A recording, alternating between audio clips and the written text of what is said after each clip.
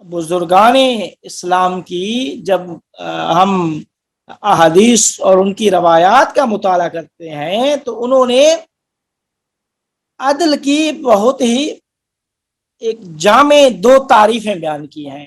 وہ فرماتے ہیں کہ جب پوچھا گیا کہ عدل اور عدالت کیا ہے تو فرمایا کہ وضع شیء فی محلہ، یہ عدالت ہے، کسی ہر شے کو اس کے مقام پہ رکھنا یہ عدالت ہے۔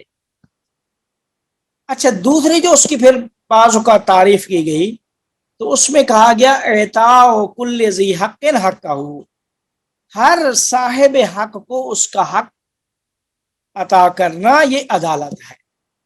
تو یہ عدالت کی دو تعریفیں کی گئی ہیں۔ تو جس معاشرے میں یہ عدالت حاکم ہوگی تو عدالت